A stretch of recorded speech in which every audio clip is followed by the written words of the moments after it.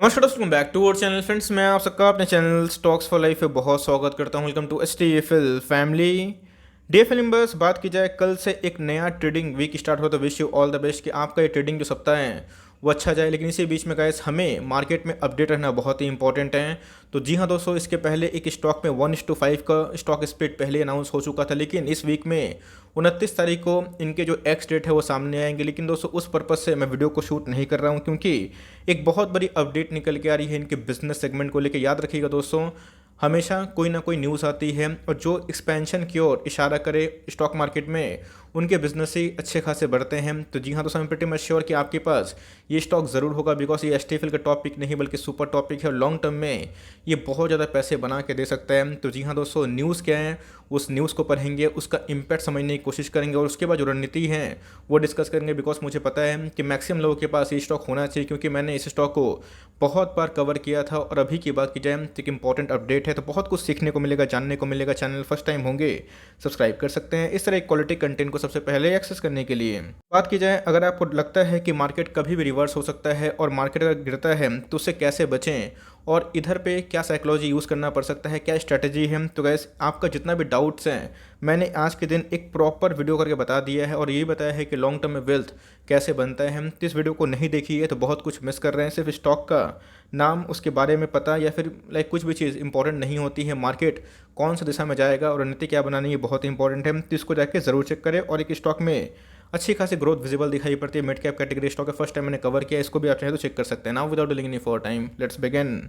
ऐसा आप देख सकते हैं, जो मार्केट के जानकार है वो प्राइस देख के समझ जाएंगे कि मैं किसके बारे में डिस्कस कर रहा हूँ। लेकिन दोस्तों, इधर पे जो न्यूज़ आ रही है उस न्यूज़ का अगर आप इम्पैक्ट समझेंगे तो सही में काबिल तारीफ़ है, होश उड़ जाएंगे। बिकॉज इस स्टॉक को हमने बहुत बार डिस्कस किया था और अभी भी करता हूँ, बिकॉज लॉन्ग टर्म में ऐसे स्टॉक्स में पैसे बनते ही रहते हैं। लास्ट डे कारोबार की बात की जाए तो हमें एक फ्लैट कारोबार देखने को मिल रहा था।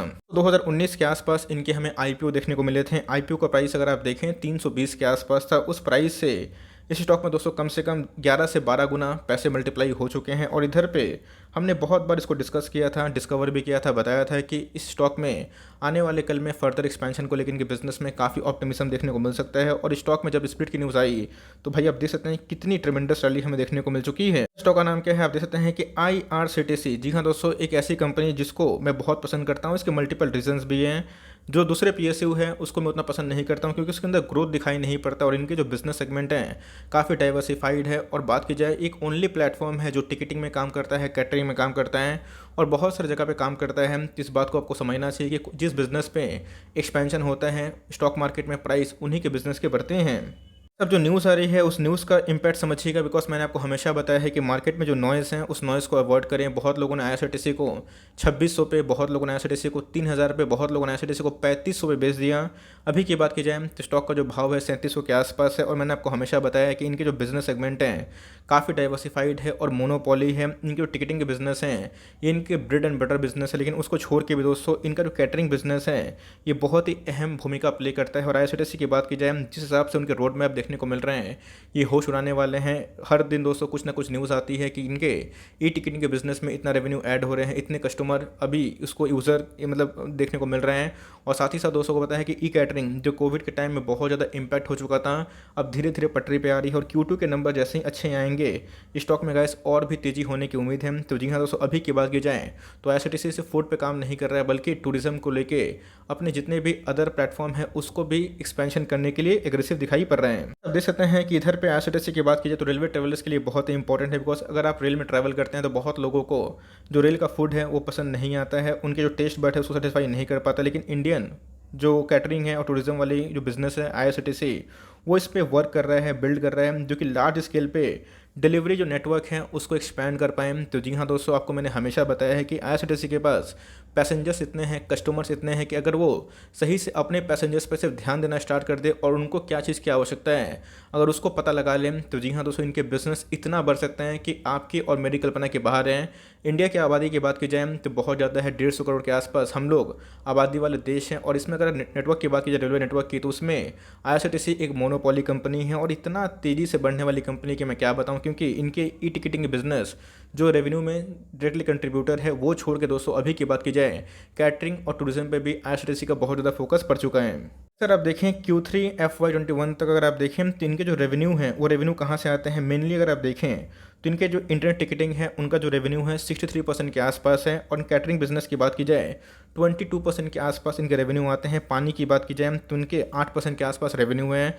बात की टूरिज्म की तो ऐसे उनके पास 7% का वेटेज देखने को मिलता है। मतलब इनका जो सबसे मेन रेवेन्यू है वो ई टिकटिंग देखने को मिलता है। और आपको मैंने बताया कि मंथली वाइज और ईयरली वाइज दोनों वाइज में हमें एक अच्छा खासा उछाल देखने को मिल रहा है। बहुत ऐसे लोग हैं जो सीधा डायरेक्टली आईआरसीटीसी के प्लेटफॉर्म पे सीधा उनको यूज़ करते हुए देखने को मिल रहा है। मतलब उनका जो टिकटिंग ऐप है उसमें बहुत ज़्यादा यूज़र्स बढ़ रहे हैं, जिसकी वजह से इनको बेनिफिट हो रहा है। और साथ ही साथ दोस्तों जो कैटरिंग का बिजनेस है जो अच्छा खासा कंट्रीब्यूट करता है, सेकंड लार्जेस्ट है, उसको लेके भी कंपनी एक्सपैंड कर रही है। और आपने देखा कि पिछले कुछ समय से आईआरसीटीसी बहुत ज़्यादा टूर वाले पैकेज हैं उसको अनाउंस कर रही है। तो जी हाँ दोस्तों, टूरिज्म वाले बिजनेस भी इनके आने वाले कल में बहुत ही फल फूल सकते हैं। साथ ही साथ आईआरसीटीसी की बात की जाए तो बहुत जगह पे होटल के संग इनके टाई अप हो चुके हैं।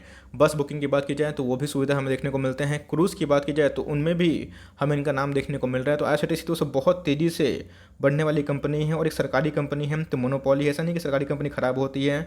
जहाँ पे ईपीएस बढ़ते हैं, रेवेन्यू बढ़ते हैं, प्रॉफिट बढ़ते हैं, उनके शेयर प्राइस में भी ज़रूर एक उछाल देखने को मिलता है। तो जी हाँ दोस्तों, कैटरिंग को लेके एक बहुत बड़ी अपडेट निकल के आ रही है जो इसके लिए लॉन्ग टर्म वालों के लिए बहुत ही फ़ायदेमंद न्यूज़ है।